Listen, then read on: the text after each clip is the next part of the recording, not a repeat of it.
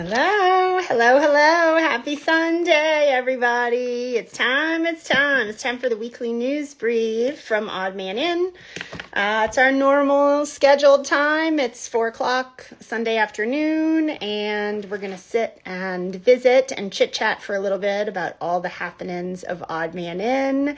Welcome, you guys. Welcome, welcome. It is a welcome relief to be inside sitting down right now because it is wicked hot outside today.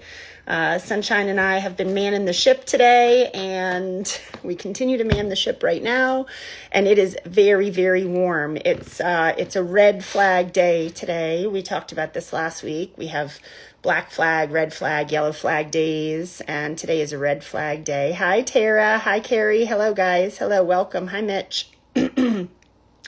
So, lots of heat checks, lots of popsicles have gone out,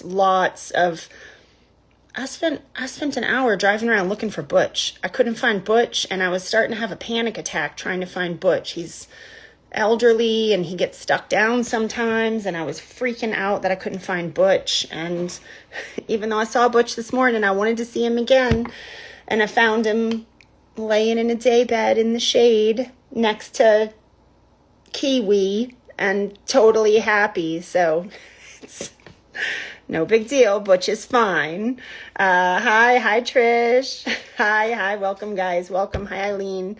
Boo heat, yay, popsicles. I have eaten more than my fair share of popsicles today. I am under the, I'm under the guise of, like, if I'm outside in the heat, then the calories from the popsicles don't count. It doesn't matter. They're, like, negated by the amount of sweat that I am doing.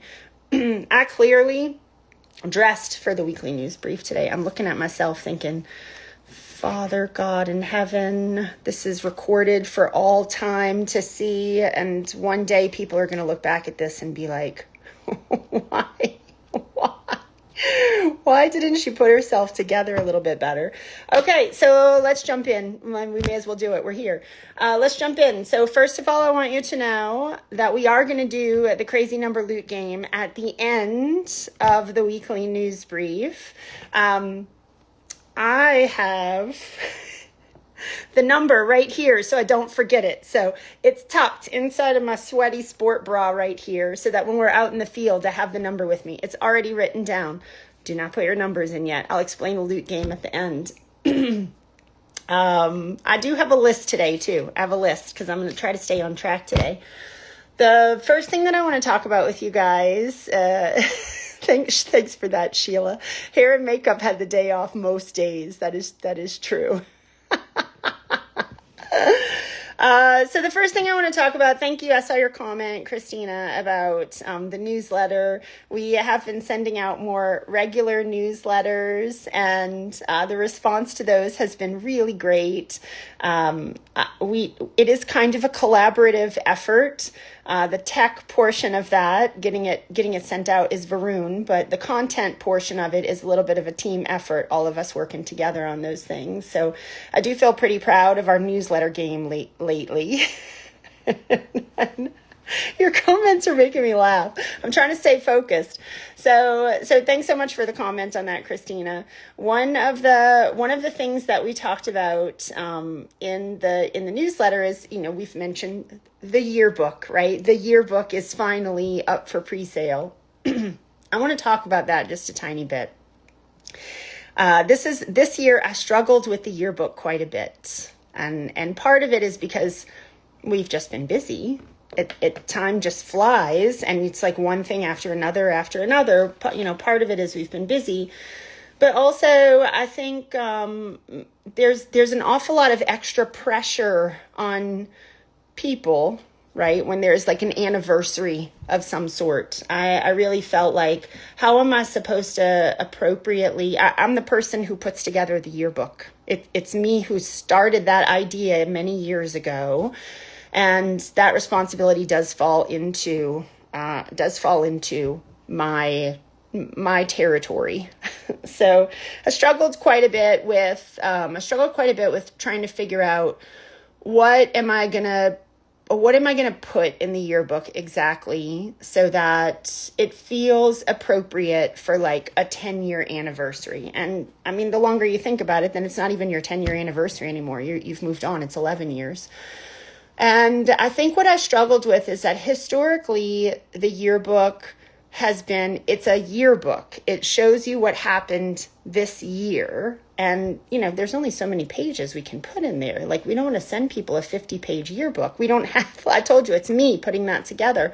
We don't have like a whole marketing team that's working on that. That's me in the after hours or on one afternoon that I might get off or one day that I might get off. All I did was work on the yearbook. That was my day off. So, that's challenging when we're trying to work on work-life balance and not working 80 hours a week. And so I built up all of this extra pressure for the yearbook, trying to figure out how am I going to make this special while also staying true to what the yearbook is intended to be. It's intended to be a celebration of the year where we specifically focus on the animals that were fortunate enough to come into sanctuary for the year. And then we also honor those who passed over that year. That's a lot of content right there, right? You don't want to have like one page where everybody's got this like tiny little picture. You want to do it some justice. And anyway, long story short, I struggled with the project quite a bit. And what I eventually came up with was I put some extra content in there that really focused on what our values are as an organization and focused on a few original like rescue stories, a few of our OG sanctuary babes where, these are residents that I have known them.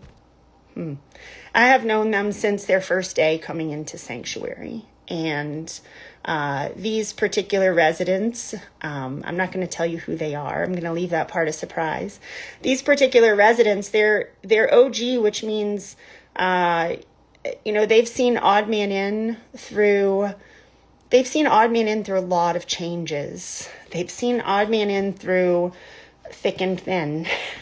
They have seen the development of the organization from a tiny little hobby rescue in a front yard in Washougal, Washington.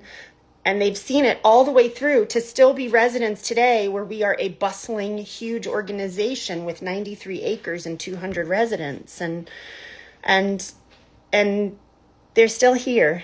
And they are happy and safe and elderly. They're now elderly. And it is such an honor to have farmed animals have the opportunity to grow old in sanctuary. It doesn't really happen very often. So now I'm sure you can understand, I want to tell everybody's story in the yearbook. It's really difficult for me to choose whose story am I going to tell and how am I going to highlight it.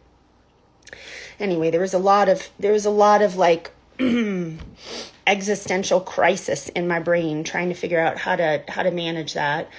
But then when I got down to sitting down to work on it, I see that, Vicky. No, never again. No.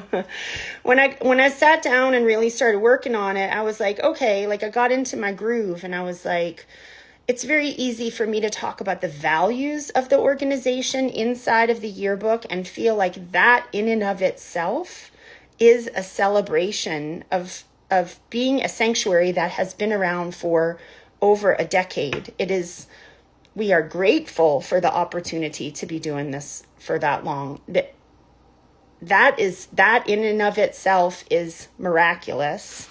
And it is a testimony to not only the hard work that has gone in behind the scenes to grow this from its infancy, but also it's a testimony to those of you who have supported us for years and years and years. So All that to say, the yearbook is for pre-sale. We are not an organization. We've never been an organization that wants to have a bunch of extra stuff sitting around that nobody wants. And we don't want to spend money on merchandise that people don't want. So this is a pre-sale only item.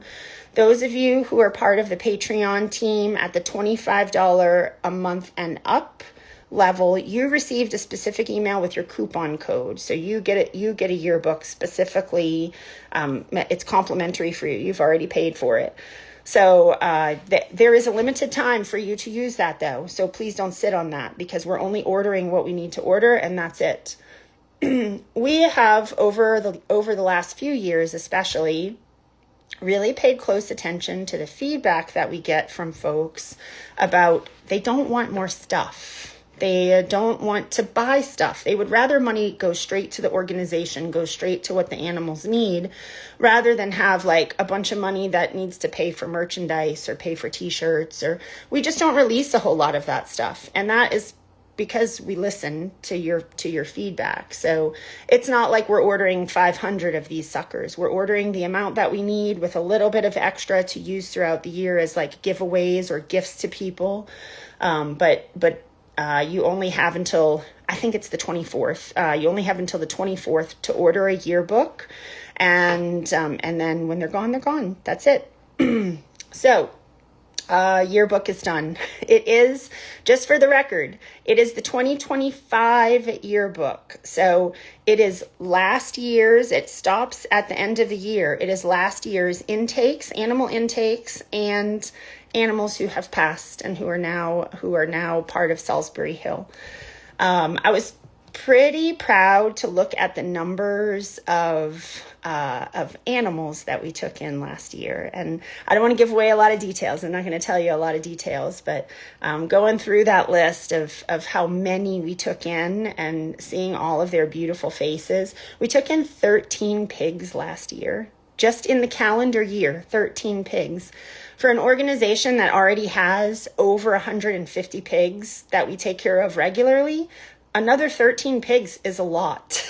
So I feel really proud that we make space wherever we can. We really try hard to make space when an animal is in need.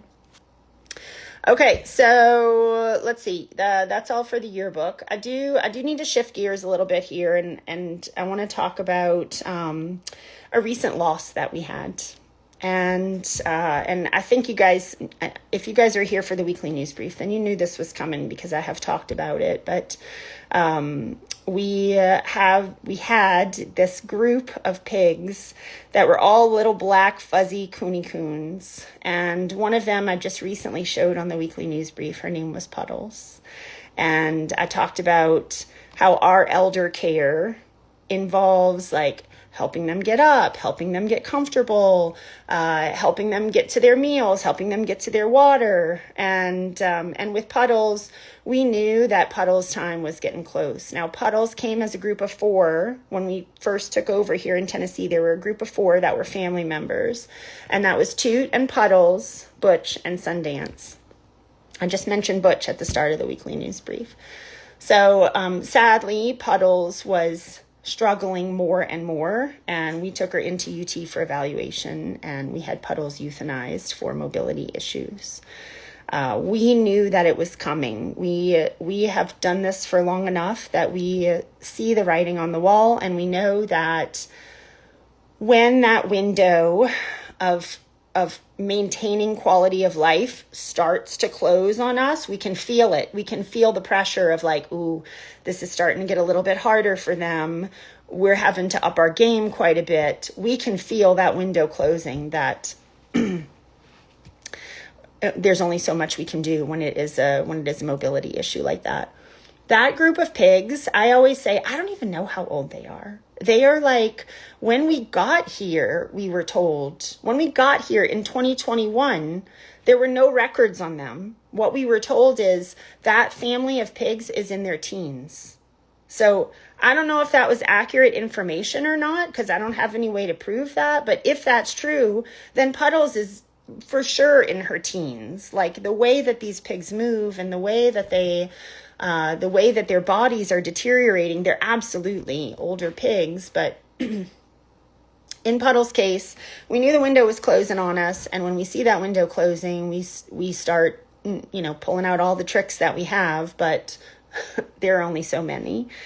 So Puddles had a pretty significant heat emergency. And that is, I've been talking about heat checks, and I've been talking about black flag protocol, and Puddles was a great example of our protocol at work. And what happened was, during sometime in between heat checks, we go out usually late morning, so maybe 11 o'clock, and then we go out again sometime around 12:30, 1 o'clock, and then we go out again sometime around 3:30, and then there's a last heat check when somebody's doing waters in the evening. And sometime in between the two midday heat checks, Puddles had gotten herself up out of her house, which was a cool, comfortable spot, an insulated house where she is laying with her people. And she had walked out to the middle of the field and laid down in the grass, and then couldn't get herself back up. And it was Daniel and I who found her. We were doing a heat check together. We were working together, and we did a heat check, and she wasn't in her spot. And that immediately, we have a list. I'm looking at the list right here in the tiny house. We have a list of residents who are on high alert for heat checks. And in Puddles' case, she was on high alert for heat checks because she had mobility issues. What we have seen over the years of doing this is that elderly pigs also start to get weird thermoregulation issues, where we jokingly call it, they're making bad decisions. And we will go out to do heat checks, and we'll say, I'm just going to see if anybody's making bad decisions, especially the elderly. In Puddles' case, she got up out of an insulated house that was comfortable, and she walked herself into the middle of a field. She laid down in the heat. She couldn't get herself back up, and then we couldn't find her. She's a small black pig. When we did find her, it took us we were probably looking for 25 minutes. Like, she's not where she's supposed to be. How do we lose Puddles? Like, it becomes so frustrating. What do you mean we can't find her? What do you mean she's not in her spot? We're jumping fences. We're trekking down in the holler. We're looking in the wallows. Like, she has to be here. She was in the middle of the field. And she was hot. She was real hot. And Daniel and I immediately started implementing what we consider our heat emergency protocol. And this is actually a formal protocol where we have things listed of this is how you deal with a heat emergency in an animal. But it is 911 emergency, and she's too big. You can't just pick her up and carry her inside and cool her off. And when an animal is in distress like that, you can't just force them to move. When they're panting and they're stressed, you will kill them by doing that. And so you have to be able to do emergency care in the field. And that is what we did. We did emergency care in the field to do a heat resuscitation on her, is what I would call it. It was successful. We did fine. Puddles recovered. It took us about an hour, 45 minutes to an hour to get her cooled down. But that also sadly triggered us to say, we're pushing her too hard. Her quality of life is declining. Now she's making dangerous decisions. She's laying out in the heat for no apparent reason. None of her people are doing this. It is dangerous for us to continue pushing this just for the sake of keeping Puddles alive longer. Her quality of life is already declining, and we are going to have to make the decision to euthanize her. We had already been discussing Puddles inside of our caregiver meeting, so it's not like this was a surprise to anyone. All of us were on the same page. We knew this was coming, and it's her time. And so we transported her into UT the next day early in the morning so that it was cool for her. And we had her euthanized. Super sad, right? Super sad. Butch is super sad, but also I like to try and emphasize that. We are, instead of just being sad, we're grateful. We're grateful to have a chance to get to know them for the time that we get to know them. We're grateful for the chance to provide this home for them, to give them a space to live a safe life. And what a gift to have a whole family of animals that are growing old together in sanctuary. Butch is the last. Butch is the last of his people. He's the last of his family. Now, Butch has friends, right? Butch is not alone, right? But he's the last of the little black fuzzy, I don't know how old they are, somewhere in their teens pigs. Butch is the last one. And so today when I couldn't find Butch, you can understand why I was like panicked. Like, I can't find Butch. Where is Butch? Butch has been having some mobility issues too. He's on the same trajectory. He's on the same like path. That's good. That's good. Elizabeth says, it's like our old folks who wear turtlenecks, parkas, corduroys in the summer heat. It's exactly like that. Now imagine that, and they go and they sit on a park bench in the scorching hot sun because they're like, but I'm cold. Like we have thermoregulation problems. Bodies have thermoregulation problems as we get older. So Butch is the last of his kind, the last of his people, and he's already having some mobility issues. So we just started him on some meds. He needs a little boost in the morning, and we know that Butch is on our quality of life list as well. Puddles, I will do a post on Puddles this week. I like to make sure whenever possible, you guys know this, whenever possible, we like to post a eulogy for the animals. And I mean, I think of it as a eulogy, right? We tell their story as best we can. I like to post, it's not necessarily their most recent picture. I like to post their best picture. Think about, like, most of us have had an elderly loved one who has passed away. And I don't even know if newspaper eulogies are a thing anymore. But when I was a kid, in the dark ages, there were newspapers and there were eulogies that got posted in there. And it was typically like a really young picture of somebody's grandmother who died or great-grandmother who died. You don't post her like deathbed photo. You post a picture where she looks her prettiest. And so I like to choose what I think is the best picture that I have of them. And typically I know right where it is. Like I know where it is in my brain, and I know where it is in the 60,000 pictures on my phone. I know exactly where that photo is. And so with Puddles, I do have her picture, and I want to make sure that she gets her chance to have a post also. I'd like for everybody to have their own post to eulogize them. It's civilized, right? Like, just like humans, like we are running an elderly care community for pigs here. Everything that we have modeled this place after is the same thing that we have in human communities. And so it just feels civilized to eulogize someone. Okay, I want to, so more to come on Puddles. I'll do that this week.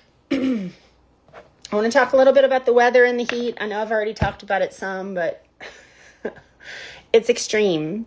We used to have a guy who worked with us, Tim, and Tim, this time of year, Tim would call this the dog days. I'm not even sure what that meant, but he would say, oh, these are the dog days. And he would say, this is when the snakes are shedding their skin. This is when snakes are most likely to bite. This is when the heat is at its worst. Oh, what? I see that. Ellen says they still post them in the newspaper, but it's ridiculously expensive. It was like $1,000 to post one 5 years ago. I choose social media. That's crazy. Wow. Who can afford that?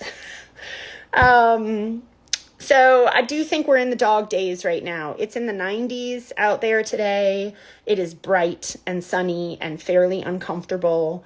Everything on a red flag day for us is just based on like no extra projects, just make sure the animals are comfortable. No transport unless it is a 911 emergency, And even if it is, we can't transport in the middle of the day. It's too dangerous. So we have a transport that needs to go out tomorrow, but tomorrow is a yellow flag day. We already look ahead. We know what the flags are for each day. Tomorrow is a yellow flag day, but still we're going to load up first thing in the morning, dark 30, and get straight on the road to UT. That's our protocol when it's super hot. So we have 3 people working tomorrow, but 1 person will just do transport and get straight there and straight back. No stopping for coffee, no stopping for fuel. The vehicle is fueled ahead of time. There's extra water in the vehicle in case you need to cool someone. It is serious to transport them in the heat like that. The animals that are going in tomorrow, just while I'm talking about that, we're taking Jar Jar Binks in. He's one of Star Wars babies. He's going in. We think he has a little hoof infection. We've been treating him at home. We trimmed it up. We put him on some antibiotics, but tomorrow is his x-ray appointment. So we've already been managing it as best we can at home until they could see him. So he goes in tomorrow for an x-ray of his foot. For those of you who are maybe like thinking, wow, where do these hoof infections come from? So remember, we all live outside, humans included, right? Any little cut, any little bobo, it'll get infected. It'll get infected or it'll get flies in it. So it's not abnormal for us to have infections that we have to manage. What's more realistic is we have to catch them really fast and we have to intervene really fast. So not super abnormal at all. The other resident that's going in is Ginny. Ginny is the new girl, right? She's the new girl, the pretty black and white girl. And Ginny is, she came to us with a limp on one of her back legs, and she's going in for a reevaluation of that. So they're going to re-x-ray it. They're going to look at it, make sure everything looks okay with that. Ginny's doing awesome. She's off of spay recovery. Like she can go out and she can swamp, but she's still on quarantine. We still have about a week and a half of quarantine, so we're not done with that yet. So that happens tomorrow. So back to the heat. The heat is extensive, right? We have worked really hard over this summer trying to dial in our protocols, make sure that we're really focused on safety, make sure we're also focused on the human component of that. Would be very easy for us to feel fairly burnt out, right? I'm like, that's a little bit of tongue in cheek, to feel really burnt out in the heat of the summer. And so we work pretty darn hard to try and cover each other, take care of each other, give each other time off, time away. I got this, you go to the river. I got this, you go paddleboard. I got this, you go whitewater raft, whatever, right? Like we really try pretty hard to juggle our schedule around to help one another tolerate the summer. The human component of running a sanctuary is notoriously one of the most difficult components in running a sanctuary. We're talking about people with a lot of big feelings and a lot of hopes and dreams and desires and unspoken expectations and disappointments, and it's the human experience. So when I say we're trying to take care of each other, that's because any organization that is worth its weight needs to also take care of the humans that are part of the organization and show genuine, authentic care for what they are going through and what they are dealing with and what their particular situation is. That's not an easy portion of running a sanctuary, but it's an important part of it. It would be very easy if you're only looking at a sanctuary through the lens of social media to think that everything is like unicorns and rainbows and sunshine and happiness and emergency intakes and 911 emergencies and dramatic rescues. But that is maybe about 3% of what we do.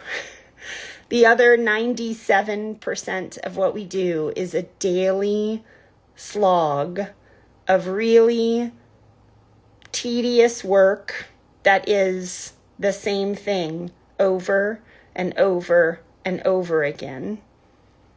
It's one of the hardest parts of standing the test of time for any sanctuary. And we look that right in the face and we say, I see you. I know this is difficult. We're prepared. And we're going to talk about it. It's part of why in our caregiver meetings, we talk about gratitude. We talk about resilience. We talk about how we can help one another. And that's not because we're weak sauce.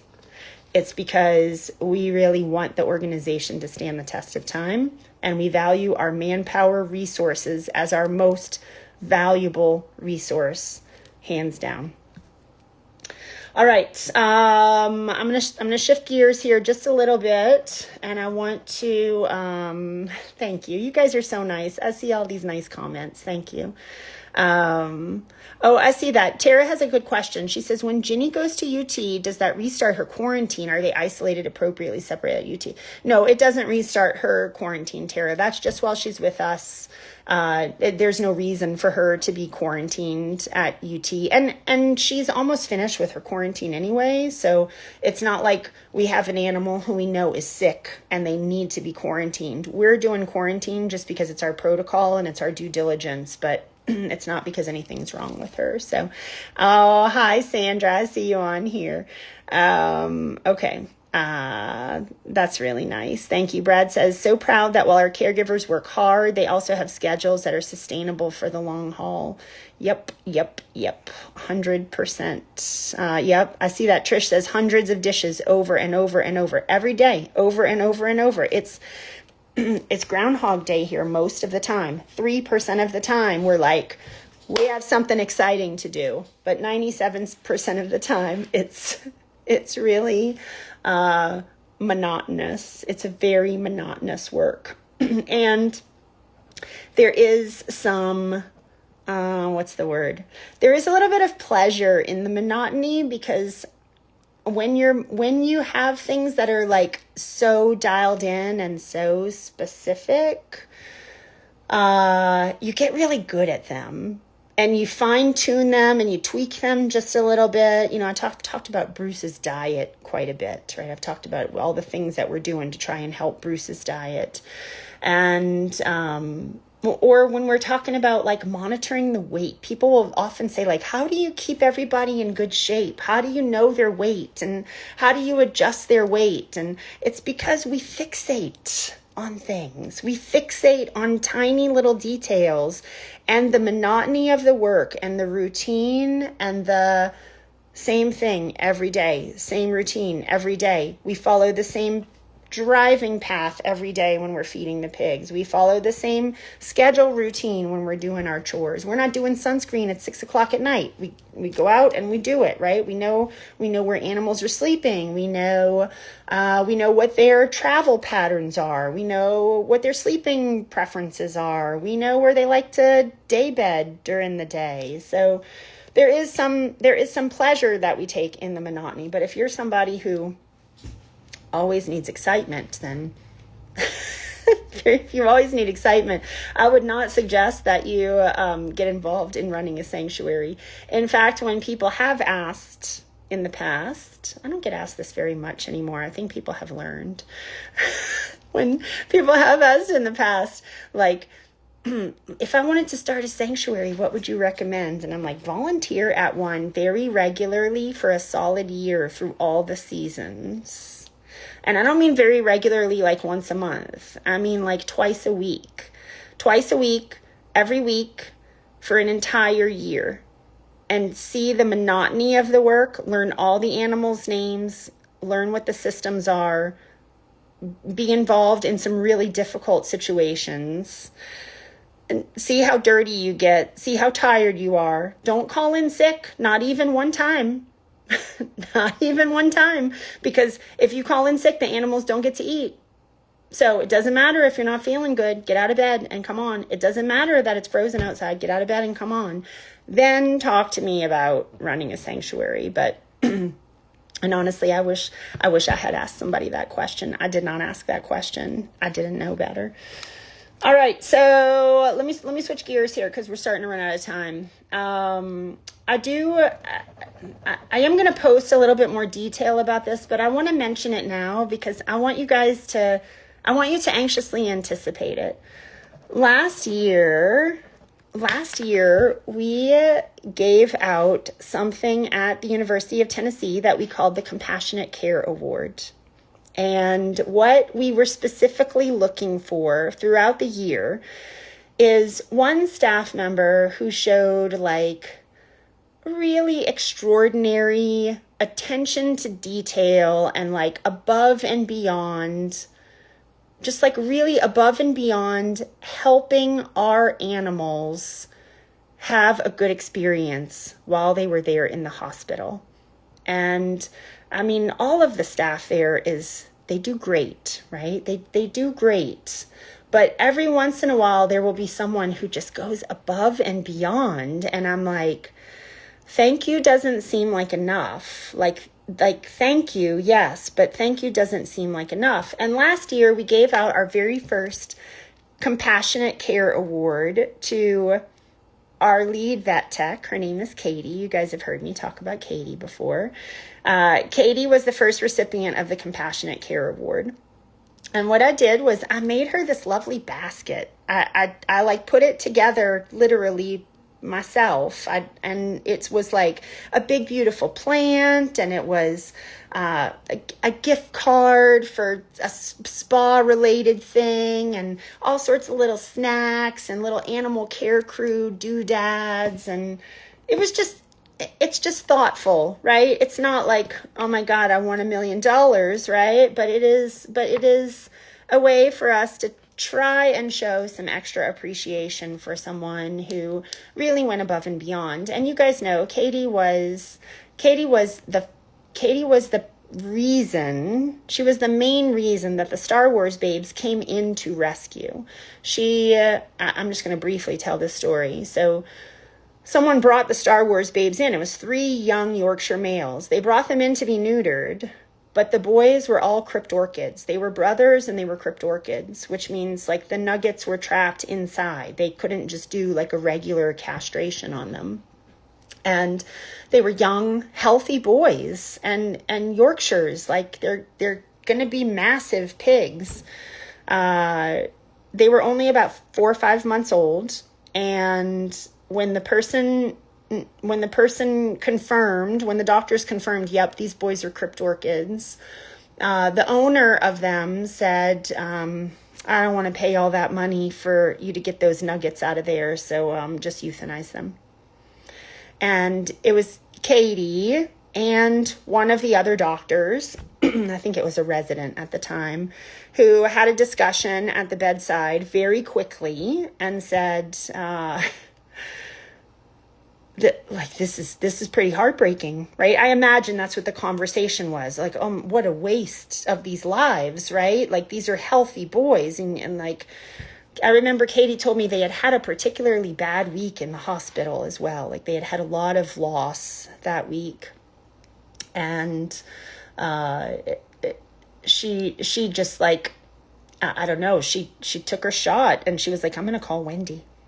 And she called on their behalf with the owner's permission, but she called on their behalf. Literally, the choice was either if Wendy says yes, they'll go to Odd Man Inn, but if Wendy says no, we have to euthanize them. We can't like scrounge around to find another rescue for them. We'll have to euthanize them.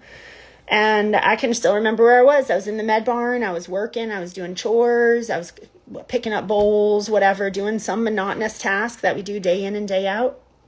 And I thought it was strange that she was calling me because we didn't have an animal at the hospital. I was like, why would Katie be calling me?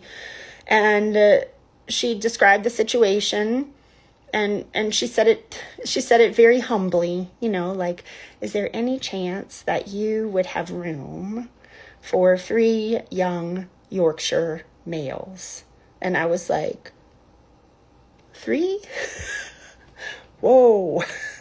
Well, I was like, well, I know the answer is yes. I have questions. I know the answer is yes, but tell me what's going on. So as a result, those boys now live here, right? They've lived here now for 2 years, and those boys have now, they've now grown into, one of them is over 700 pounds. They're big monsters, right? They're big monsters. And Jar Jar goes in tomorrow. He'll get to see Katie tomorrow.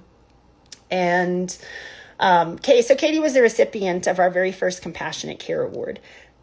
Tomorrow, when I drop off Jar Jar, I have asked Katie to help me nominate the new recipient for this year's Compassionate Care Award. And so I'm going to be presenting that tomorrow. We try to do it in a way that is as meaningful to the person receiving the award as possible. So not like some big fancy to do in front of a bunch of people that makes folks uncomfortable, right? So Katie has helped me identify who deserves the next Compassionate Care Award.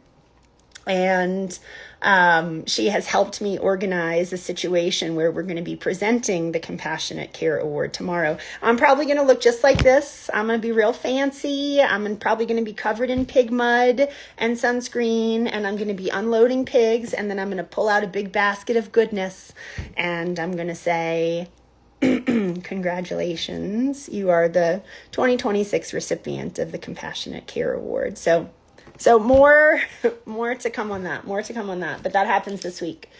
The last thing that I want to talk about before we go out and see the pigs, because we are going to go out and see pigs, is we are starting a little bit of a trial this week that we could use some help on. So, like I said a little bit earlier, we listen to your feedback when you say, I don't need more stuff. Please don't put money into stuff. Please don't send me cards in the mail because I don't want you spending money on shipping, and you don't have to send me a card. An email is fine. Please don't do that. And so we listen to that feedback, but we also listen to your feedback when you say, a lot of you say, I'm just not on social media very much. I'm out living my life. I don't like social media. I don't like the pull of social media. I don't like the algorithm. I don't like the game playing. I don't like the hooks and what is that called? Clickbait? Is that what that's called? Swipe bait? What is that? Whatever that is. Thirst traps. I don't think we're a thirst trap. I don't think that's that. I'm probably using the term improperly. We listen to that feedback quite a bit. And as a result, the weekly news brief is oftentimes not getting seen by folks who really are involved in the organization, love the organization, support the organization financially, but they don't really get the news. And one of our friends, she just commented last week on the weekly news brief, it's Mel, and she was kind of the impetus for this idea. She said she has chronic internet woes where she lives. She's not on social media. She is a very strong supporter of Odd Man In and a lunch lady for Salisbury Hill. But Mel says, she's like, I often miss the weekly news brief. I don't get to see all of this because it's just not coming to me. Here's what we're going to try. For 4 weeks, we're going to give it a 4-week trial. We are going to download the weekly news brief and we are going to upload it into Patreon.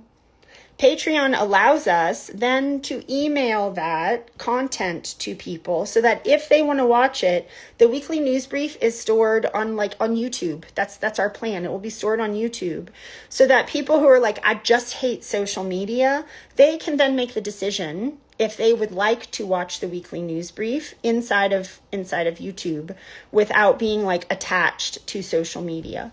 It's still, yes, we're still using social media to some degree, but it's not the typical gotta swipe thing.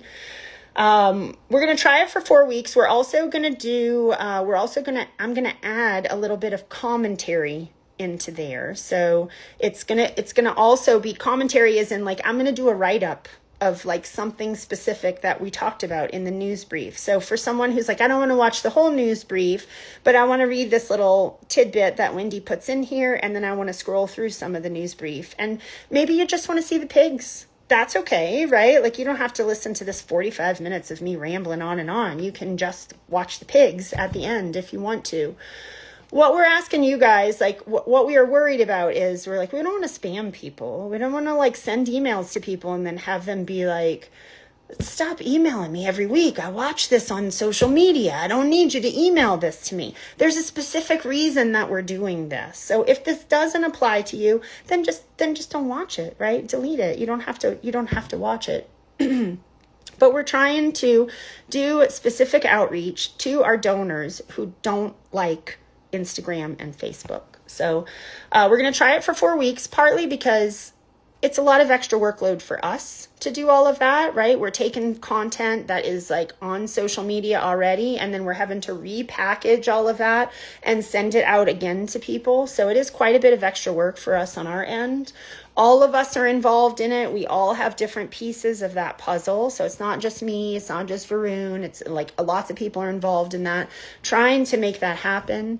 What we need is a little bit of feedback from you guys. If you're part of Patreon, to be like, I like this. This is a good idea. Thank you for doing this. I can see the value of it. Or don't waste your time. Don't do this. Like nobody's watching this. That's okay too. Like I'm pretty used to constructive feedback. So bring it.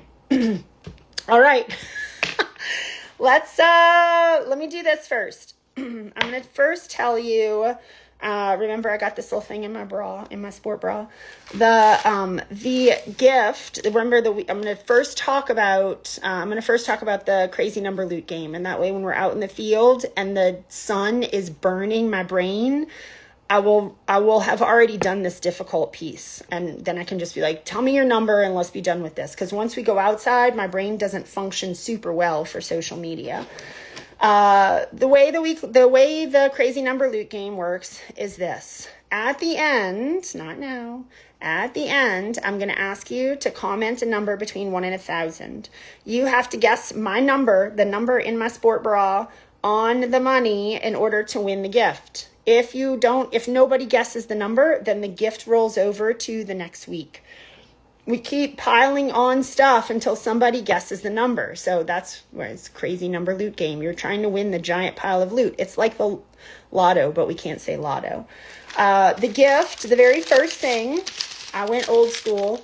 I have bought more of these soaps and given them away than I think anybody else on our team. I keep buying soap for myself, and then I keep donating them back to things like the crazy number loot game. These are my soaps, and this is the first gift. This is Hoop-de-Doo Biting Bar of Doom. Hoop-de-Doo. I love him so much. It smells great. It's lavender. 3 bars of swamp soap. These are our cute little swamp soaps. If you want swamp soap, if you are a person who likes to wash and you would like the thing that you wash with to also support animals, you can always go to our website and buy swamp soap. You don't have to just win swamp soap. That's the first gift for the crazy number loot game, is 3 bars of swamp soap. All right, hang on, let me take a sip of this. And away we go. We're going to go out and see pigs. After we go see pigs for just a couple of minutes, because we only have about 10 minutes left, we're going to go see pigs. We're going to go pass out a few apples here real quick. And then we're going to do the crazy number loot game. Hot! I saw somebody asked if it was humid. Yes, it's very humid. I recently had a friend asking me when would be the best time to visit. And I was like, I mean, there's a little window in the fall that is beautiful, that where the humidity drops and the temperature drops just a little bit. We're getting pretty close to that. We're not quite there yet, but we're getting pretty close to that. Sunshine and I, we fed breakfast this morning. We did Gen Pop breakfast this morning. Let me turn this around. I know you want to see the property. You don't want to see me. We did Gen Pop breakfast this morning, and we saw the very first leaves changing on the trees. I pointed it out to him. It's always like the same trees. We've been here long enough now that we know the pattern. It's always the same trees that change first. There's one over by the old guys, and then there's one up on the top of the hill by the Washington house. And those trees always start changing first. And today we noticed the tiniest bit of red and orange in those trees. It's happening. We're not gonna be stuck with summer forever. All right. I think I only have time to really visit one neighborhood. I think I want to take you guys to... Oh, I know where I want to take you. We're going to go see... We haven't seen these guys in a while. We're going to go see Frodo. Frodo is, Sam and Frodo. Those boys came into us a few months ago. I guess it was maybe March. And they were really, really difficult to integrate. And behavior-wise, we had a lot of trouble with their behavior. Let me see who's here. Who is that? Who is that? It's Papa Roy. He's sleeping. They were really difficult to integrate. Some of the most difficult pigs we've ever integrated. And I just saw Frodo today. Sorry if you guys are commenting. It's really hard for me to see. Not only do I feel like I'm going to spontaneously combust out here, I've been working in the sun all day long, but also I have my glasses on. So these boys are really hard to integrate. And today when I was looking for Butch, when I was on my my panic-stricken, I can't find Butch. Oh, we're going to stop here, mostly because I love this swamp. We're going to stop here first. Panicked and looking for Butch. I popped in and I saw Frodo. Frodo has taken over... I stopped in the wrong spot. Frodo has taken over Daisy's old house. So you guys know Wild Daisy used to live down in the holler. She had her own private little house that she lived in. And Daisy has since moved up to her little retirement home. And she lives in the little recovery barn in the med barn. So Daisy doesn't live in the holler houses anymore, and Frodo has moved into the holler house. This is Easter. Sunshine's out doing waters right now. Hi. Would you like this cold apple? I brought you an apple. Hang on, let me adjust the camera just a little bit. There you go. Let me reach in here and give you this. Here you go, pretty. There you go. It's cold. Oh no, man down. Oh no, man down. Wait, hang on, let me help you. I know, she's like, you dropped my apple in the swamp, lady. There you go. Beautiful. Beautiful. That tastes so good. I love you, Mama. I love you. I left you two, okay? There's another one right there for you. I mean, does it get any better than this? She's got her cabana boy. Sunshine, you're like a cabana boy. Cabana boy? Yeah. Her cabana boy is over here changing out her water. The pigs are horrible tippers. Oh, he said the pigs are horrible tippers. I bet if they could, they'd pinch your booty, though. Yeah, exactly. So Sunshine's changing out her water.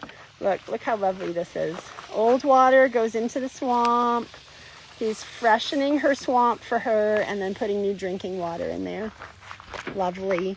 Lovely, lovely. All right, let's do one more over here behind me. I see Chani and Duncan and LJ. We're going to go there next. Look, this is all the detritus of my sunscreen exhibition today. Hi. Hi, sweethearts. This is the cabin houses.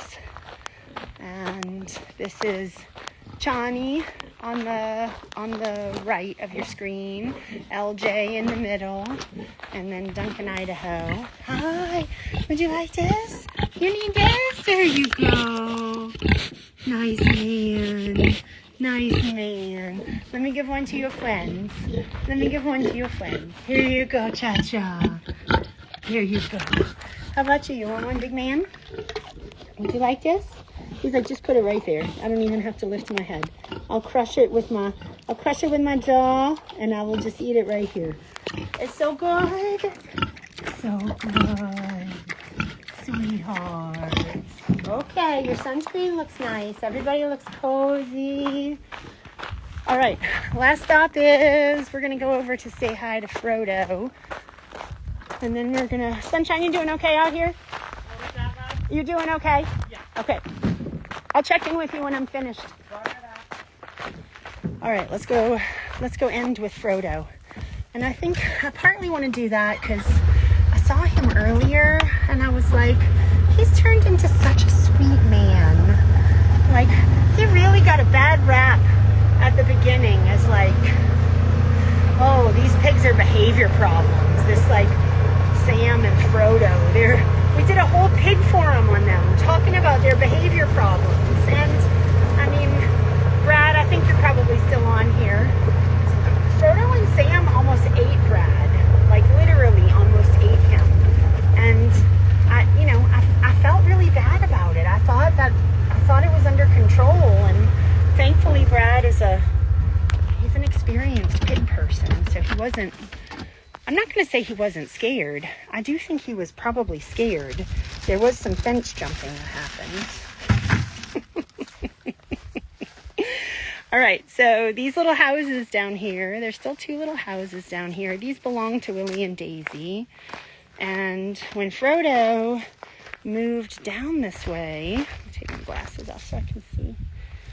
When Frodo started integrating into Gen Pop, he chose this house for himself. And now this house, like in my mind, I was like, oh, these are decommissioned little houses, right? Like nobody's ever going to live here after Willie and Daisy. And sure enough, he doesn't even really fit in here, but he likes it. Hi. This is Frodo. What about your treat? There you go, mister. There you go. Oh my. So excited and drooling and crazed. You good boy, you. I see that. He thought being on a vegan diet meant you eat vegans. I would venture to say he could still eat vegans if he wanted to, but now he's just turned into a nice boy. There you go. You need another one? There you go. There's another one. There you go. There's another one. Okay. There's another. He's like, give me that. He's so excited. Oh my God. I see that question, Elizabeth. Where does Sam live? Sam lives up, he lives up with Mr. Moira in the Northwest neighborhood. These boys chose on their own to part ways, that they weren't gonna live together anymore. These are brothers, and it doesn't happen very often, but we have seen it before. When Sissy and Bubby lived here, Sissy and Bubby were brother and sister, and they lived together their whole lives. They came here together, and as soon as they got here, they parted ways. So, same as like with humans, right? Just because you're born of the same loins, it doesn't mean that you like the other person. All right. Oh my God. Short of breath in the heat. It's time for the crazy number loot game, you guys. We're going to do it. So, I have my number here tucked in my shirt, and here is your chance. You got 1 minute. Let me see if I can see. You have 1 minute to put in a number. One number between 1 and 1,000. There we go. Now I can see. Put in a number between 1 and 1,000. Put it in the comment section. And if you guess my number, you win the crazy number loot game. Okay, there you go. I see it happening. Just put in one. Everybody gets one selection. We're going to do this for about a minute. Don't overthink it. Just put a number in there.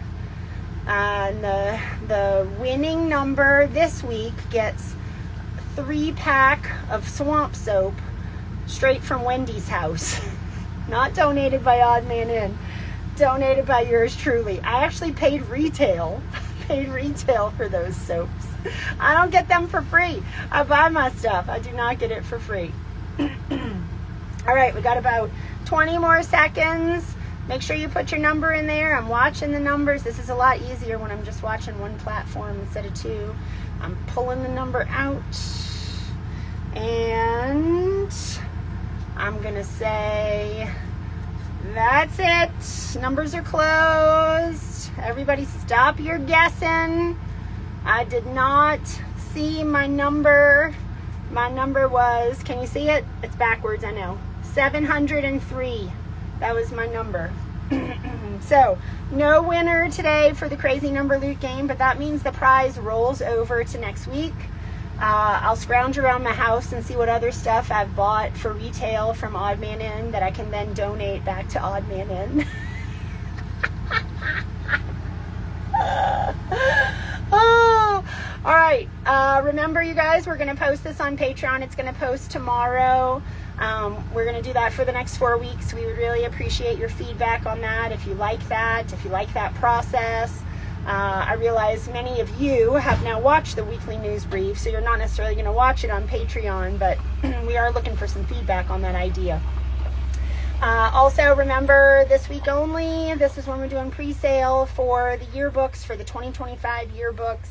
If you would like a 2025 yearbook, please visit our website. It's just oddmanin.org. All right, friends, I think that's it for today. Thank you so much for joining. It's always lovely to spend a little bit of time